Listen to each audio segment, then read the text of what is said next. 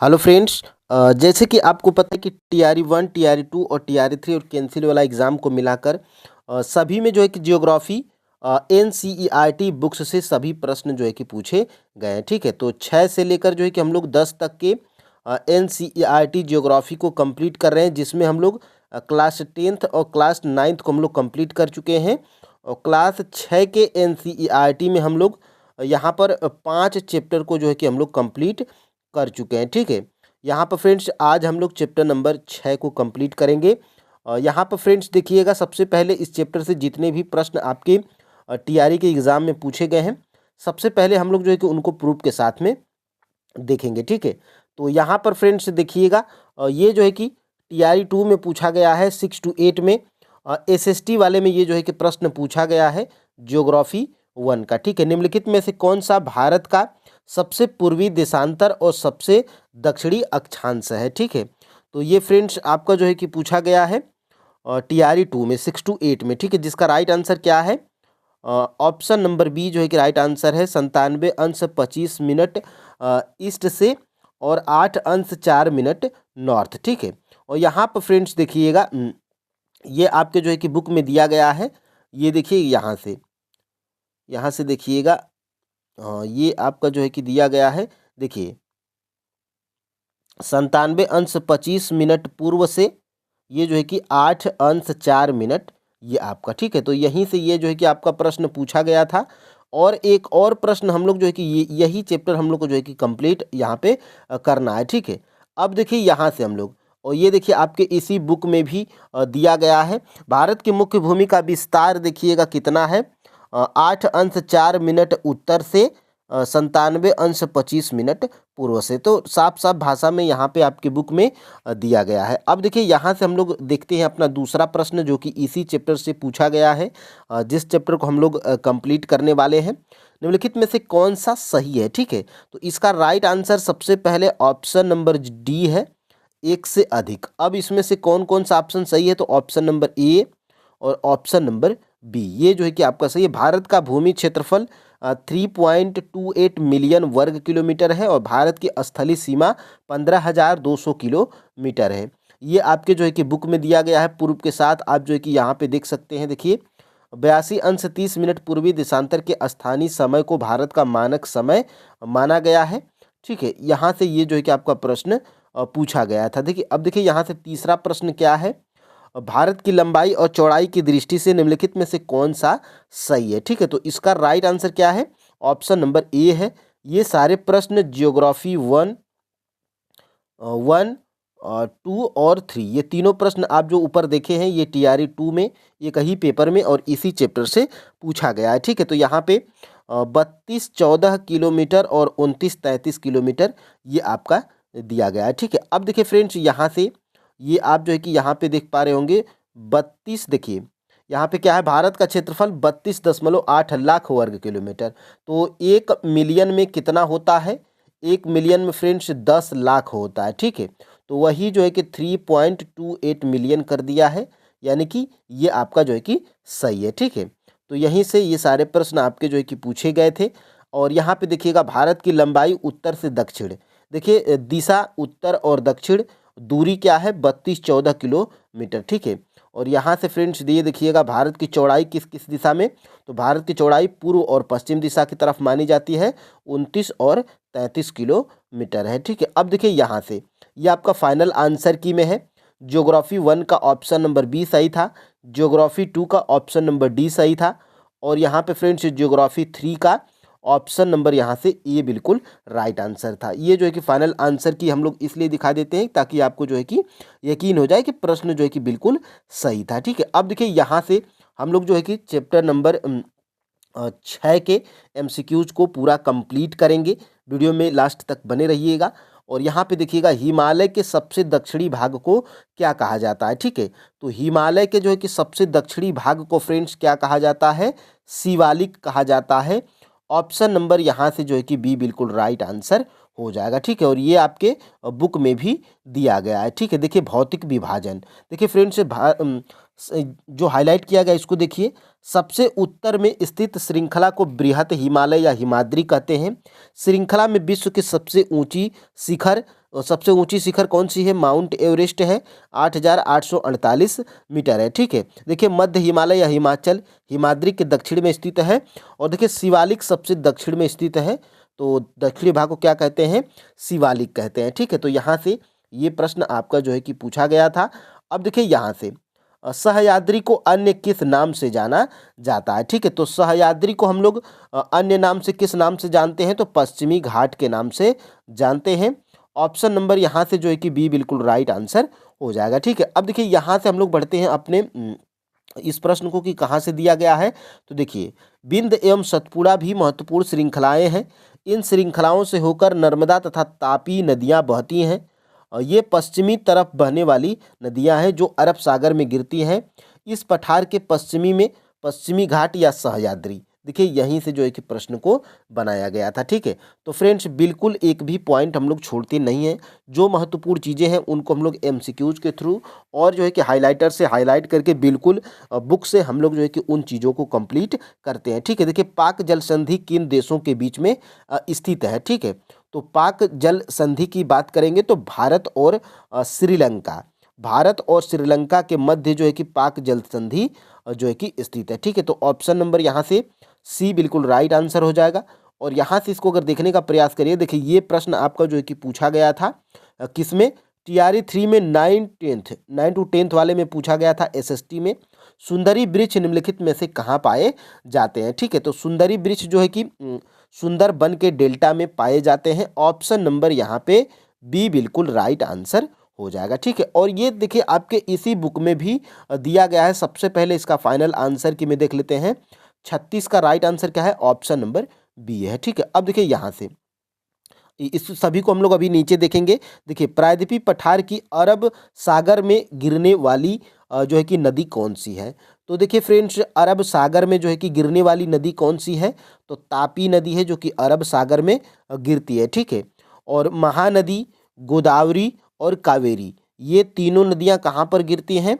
तो आप जो है कि नोट डाउन कर लीजिएगा। ये तीनों नदियां जो है कि फ्रेंड्स बंगाल की खाड़ी में गिरती है। ठीक है, ये जो है कि बंगाल की खाड़ी में ये जो है कि तीनों नदियां गिरती हैं। एक और नदी इसमें छूट रही है, कृष्णा है। ठीक है, तो ये जो है कि आप नोट डाउन कर सकते हैं, मोस्ट इंपॉर्टेंट है।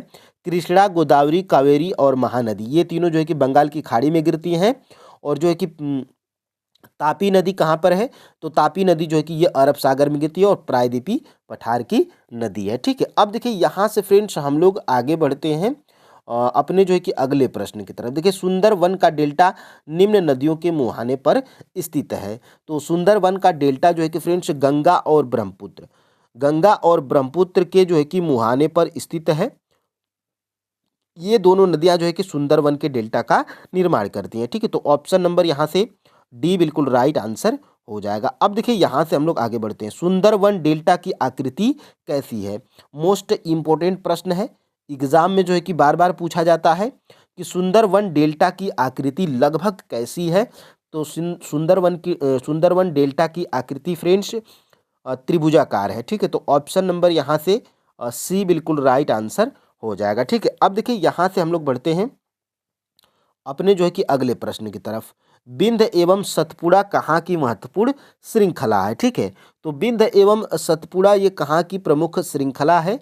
तो ये जो है कि प्रायद्वीपीय पठार की प्रमुख जो है कि श्रृंखलाएं हैं। कौन कौन? तो बिंद एवं सतपुड़ा। ठीक है, तो ऑप्शन नंबर यहाँ से बी बिल्कुल राइट आंसर हो जाएगा। अब देखिए यहाँ से अपने अगले प्रश्न की तरफ बढ़ते हैं। तटीय मैदान की प्रमुख नदी कौन सी है? तो तटीय मैदान के जो है कि ये सारे प्रश्न फ्रेंड्स आपके क्लास 6 के एनसीईआरटी के चैप्टर नंबर 6 से, यानी कि चैप्टर नंबर 6 से ही सारे प्रश्न हैं। सभी हाईलाइट चीज़ों को हम लोग नीचे अभी देखेंगे जो आपके बुक में दिए गए हैं। ठीक है, तो तटीय मैदान की प्रमुख नदी कौन सी है? तो तटीय जो है कि मैदान की प्रमुख नदी इसमें जो है कि एक से अधिक है। ठीक है, यहाँ पे ऑप्शन नंबर जो है कि ई बिल्कुल राइट आंसर हो जाएगा, क्योंकि कृष्णा, गोदावरी, महानदी और कावेरी ये जो है कि तटीय मैदान की प्रमुख नदियां हैं। ठीक है, अब देखिए यहाँ से हम लोग आगे बढ़ते हैं। तटीय मैदान की नदियां गिरती हैं, यानी कि जो तटीय मैदान की जो नदियां हैं ये कहाँ पर गिरती हैं, ठीक है। तो ये बंगाल की खाड़ी में गिरती हैं, ठीक है। और तटीय मैदान की जो नदियां हैं उसमें कौन कौन सी हैं अभी हम लोग ऊपर देखे हैं, कौन कौन सी हैं। तो महानदी हो गई, फिर उसके बाद जो है कि गोदावरी हो गई, ठीक है, गोदावरी हो गई, एक हो गई कृष्णा हो गई, और यहाँ पे एक और नदी है फ्रेंड्स कावेरी, ठीक है। तो ये जो है कि कावेरी कहाँ की नदियाँ हैं, तो ये जो है कि तटीय मैदान की नदियाँ हैं, ठीक है। और ये कहाँ पर गिरती हैं ये नदियाँ, बंगाल की खाड़ी में जाकर गिरती हैं, ठीक है। अब देखिए यहाँ से हम लोग आगे बढ़ते हैं। यहाँ से देखिएगा सबसे पहले देखिए सबसे उत्तर में जो है कि स्थित श्रृंखला को बृहत हिमालय बोलते हैं। यहाँ तक हमारा जो है कि हो गया था, ठीक है। और देखिए यहाँ से भारत के पश्चिम भाग में भारतीय मरुस्थल स्थित है। देखिए उत्तरी मैदान के दक्षिण में प्रायद्वीपीय पठार स्थित है, और ये जो है कि इसकी आकृति लगभग कैसी है, तो त्रिभुजाकार है, ठीक है। और यहाँ से देखिएगा विंध्य एवं सतपुड़ा भी महत्वपूर्ण श्रृंखलाएं हैं किसकी, तो ये जो है कि इसकी श्रृंखलाएं हैं किसकी हैं, तो ये जो है कि विंध्य एवं सतपुड़ा भी महत्वपूर्ण श्रृंखलाएं हैं। इन श्रृंखलाओं से होकर नर्मदा एवं तापी नदियाँ जो है कि बहती हैं, ठीक है। पश्चिम की तरफ बहने वाली नदियाँ अरब सागर में गिरती हैं। इस पठार के पश्चिमी घाट को जो है कि सह्याद्री हम लोग बोलते हैं, ठीक है। अब देखिए फ्रेंड्स यहाँ से प्रश्न आपका जो है कि और बना था। देखिए गंगा एवं ब्रह्मपुत्र नदियाँ विश्व के सबसे बड़े डेल्टा का निर्माण करती हैं, जिसे हम लोग सुंदरवन का डेल्टा बोलते हैं, जो कैसा है, त्रिभुजाकार है, ठीक है। और यहाँ पे फ्रेंड्स देखिएगा जहाँ नदियाँ समुद्र में प्रवेश करती हैं उस जगह या नदी को क्या बोलते हैं, मुहाना बोलते हैं, ठीक है। तो ये महत्वपूर्ण है, और यहीं से जो है कि प्रश्न आपके एग्जाम में बनते हैं, ठीक है। अब देखिए यहाँ से हम लोग आगे बढ़ते हैं। देखिएगा एक अंश देशांतर के लिए स्थानीय समय में कितना अंतर होता है, यानी कि एक अंश बराबर साफ तौर पे कितना होता है, तो 4 मिनट होता है, ठीक है। तो एक अंश में कितना, 4 मिनट होता है। ऑप्शन नंबर यहाँ से सी बिल्कुल जो है कि राइट आंसर हो जाएगा, ठीक है। अब देखिए यहाँ से हम लोग अपने जो है कि अगले प्रश्न की तरफ बढ़ते हैं। देखिएगा सबसे पहले देखिए एक अंश देशांतर के लिए स्थानीय समय में 4 मिनट का अंतर होता है। यहीं से ये जो है कि प्रश्न को बनाया गया था, और प्रश्न यहाँ से बनता है, ठीक है। और इसी से आप जो है कि ग्रीनविच समय, मध्य समय, जीएमटी का जो है कि मान भी निकाल सकते हैं। और निम्नलिखित में से कौन सा भारत के दक्षिण में स्थित है, तो भारत के दक्षिण में कौन सा स्थित है, सबसे पहले आपको जो है कि ज्ञात होना चाहिए। ये आपका जो है कि मान लीजिए कि मानचित्र है, ठीक है। ये आपका जो है कि भारत का मानचित्र है। थोड़ा बनाने कम आता है, ये आप लोग जो है कि ध्यान दीजिएगा। बस आपको ये याद रखना है कि दिशा ऊपर उत्तर होता है, नीचे जो है कि दक्षिण होता है, इधर आपका जो है कि पूर्व होता है, और इधर आपका जो है कि पश्चिम होता है। तो सबसे पहले निम्नलिखित में से कौन सा भारत के दक्षिण में स्थित है, यानी कि फ्रेंड्स यहाँ पे ध्यान से देखिएगा दक्षिण में कौन सा स्थित है, यानी कि इधर जो है कि कौन सा निम्नलिखित में से इधर दक्षिण में कौन सा स्थित है, तो दक्षिण में फ्रेंड्स हिंद महासागर स्थित है। ऑप्शन नंबर जो है कि सी बिल्कुल राइट आंसर हो जाएगा। दक्षिण में कौन सा है, हिंद महासागर है। अभी जो है कि भारत के नक्शे में हम लोग देखेंगे, नीचे देखिएगा यहाँ से देखिए उत्तर में यह हिमालय के ऊंचे शिखर से घिरा है, पश्चिम में अरब सागर, पूर्व में बंगाल की खाड़ी तथा दक्षिण में हिंद महासागर है। तो यहाँ से प्रश्न जो है कि आपके एग्जाम में बने हैं, और जो है कि बनेंगे आगे भी, ठीक है। अब देखिए यहाँ से देखिएगा ये आपका है, ये आपका भारत का नक्शा है, और यहाँ पे देखिएगा दक्षिण में, या देखिए ये देखिए दक्षिण में, और दक्षिण में क्या है, हिंद महासागर है। तो प्रश्न यही पूछा जा रहा था, ठीक है। पश्चिम में पूछा जाएगा तो अरब सागर है, और पूर्व में क्या है, बंगाल की खाड़ी है। यही जो है कि आपको पूछा जाता है, ठीक है। तो मेन आपका जो है कि ये चैप्टर यही है। और यहाँ पे देखिएगा भारत की स्थलीय सीमाएं कितने देशों से जुड़ी हैं, ठीक है। तो भारत की स्थलीय जो है कि सीमाएं जो है कि यहाँ पे 7 देशों से जुड़ी हैं, ठीक है। 7 देश कौन कौन से हैं अभी हम लोग नीचे देखेंगे। 7 देशों से जुड़ी है भारत की स्थलीय सीमाएं। तो 7 इसमें नहीं दिखाई दे रहा है, तो तुरंत आप जो है कि ऑप्शन नंबर ई को टिक करिएगा। अब एग्जैक्ट आपको पता होगा तभी जो है कि आप इस प्रश्न को सही कर पाएंगे, ठीक है। अब देखिए यहाँ से थोड़ा देखिए भारत की स्थलीय सीमाएं 7 देशों से, वो 7 देश कौन कौन से हैं, पाकिस्तान, अफगानिस्तान, नेपाल, चीन, भूटान, म्यांमार और बांग्लादेश के साथ जो है कि साझा करती हैं, ठीक है। तो ये स्क्रीनशॉट आप जो है कि ले सकते हैं 7 देशों का। अब देखिए यहाँ से भारत देश की अधिकतम अंतर्राष्ट्रीय सीमा है, ये जो है कि TRA 3.0 री एग्ज़ाम PRT 1 to 5 के एग्ज़ाम में पूछा गया था, और इसका जो है कि राइट आंसर क्या है, बांग्लादेश है। भारत की अधिकतम अंतर्राष्ट्रीय सीमा किस देश से साझा करती है, तो बांग्लादेश से, ठीक है। और यहाँ से आगे हम लोग बढ़ते हैं।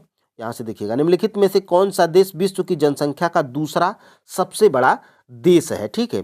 तो पहले स्थान पे जो है कि हमारा चीन है, ठीक है। और यहाँ पे दूसरा जो है कि भारत है, ठीक है। दूसरा जो है कि भारत है और दूसरा ही पूछा गया है, तो यहाँ पे भारत है। लेकिन भारत अब जो है कि चीन को भी क्रॉस कर देगा या कर दिया होगा, ये जो है कि जानकारी अभी हम लोग को नहीं है, ठीक है। अब देखिए यहाँ से हम लोग जो है कि आगे बढ़ेंगे। देखिए भारत का क्षेत्रफल जो है कि कितना है, और यहाँ से देखिए भारत का क्षेत्रफल 32.8 लाख वर्ग किलोमीटर है। लद्दाख से लेकर दक्षिण में कन्याकुमारी तक इसका विस्तार लगभग 3200 किलोमीटर है। पूर्व में अरुणाचल प्रदेश से लेकर पश्चिम में कच्छ तक इसका विस्तार लगभग 2900 किलोमीटर है, ठीक है। अब देखिए यहाँ से फ्रेंड्स देखिएगा, ये जनगणना 2011 के अनुसार ही है और ये पूछा भी जाता है। तो आप जो है कि चीन पहला याद रखेंगे जनसंख्या की दृष्टि से, भारत जो है कि दूसरा। अब जनगणना जो दूसरी वाली आएगी उसमें भारत जो है कि पीछा, भारत जो है कि आगे निकल चुका है जनसंख्या की दृष्टि में, ठीक है। अब देखिए यहाँ से जनसंख्या की दृष्टि से बिहार राज्य का स्थान जो है कि कौन सा है, ठीक है। तो जनसंख्या की दृष्टि से जो है कि बिहार जो है कि तीसरा है, ठीक है। बिहार जो है कि तीसरा है। ऑप्शन नंबर यहाँ पे बी बिल्कुल राइट आंसर हो जाएगा। पहला कौन है, पहला राज्य कौन सा है जनसंख्या की दृष्टि में, तो वो है उत्तर प्रदेश है, ठीक है। तो इसको जो है कि आप याद रखिएगा। अब देखिए यहाँ से हम लोग आगे बढ़ते हैं। देखिए दक्षिण में समुद्र में स्थित दो द्वीप श्रीलंका तथा मालदीव हमारे पड़ोसी हैं। पाक जल संधि भारत को श्रीलंका से जो है कि अलग करती, ठीक है। तो ये अभी ऊपर आप लोगों ने इस प्रश्न को देखा था। अब देखिए यहाँ से जहाँ नदियाँ समुद्र में प्रवेश करती हैं उसे उसे उस जगह को जो है कि नदी का क्या कहते हैं, यानी कि जहाँ नदियाँ समुद्र में प्रवेश करती हैं तो उसे हम लोग क्या बोलते हैं, तो उसे हम लोग मुहाना बोलते हैं। ऑप्शन नंबर यहाँ पे बी बिल्कुल राइट आंसर हो जाएगा, ठीक है। इसको आप याद रखिएगा। अब देखिए यहाँ से देखिए जलोढ़ क्षेप, देखिए फ्रेंड्स यहाँ से सहायक नदी या सरिता जो कि मुख्य नदी में किसी भी तरफ से आकर मिलती हैं तथा अपने जल को मुख्य नदी में विसर्जित करती हैं, इसे सहायक नदी बोलते हैं। और यहाँ से फ्रेंड्स देखिएगा माउंट एवरेस्ट 8848, और यहीं से जो है कि जस्ट ऊपर प्रश्न हम लोग जो है कि कर चुके हैं, जहाँ नदियाँ समुद्र में प्रवेश करती हैं उस जगह को नदी का जो है कि मुहाना बोलते हैं। क्या बोलते हैं नदी का, मुँह हा और ना, ठीक है। तो ये आप याद रखिएगा। अब देखिए यहाँ से हम लोग आगे बढ़ते हैं। बंगाल की खाड़ी में स्थित भारत के द्वीप समूह हैं, यानी कि बंगाल की खाड़ी में स्थित भारत के द्वीप समूह कौन कौन से हैं, तो वो है फ्रेंड्स अंडमान और निकोबार द्वीप समूह, ठीक है। तो ऑप्शन नंबर यहाँ से बी बिल्कुल राइट आंसर हो जाएगा।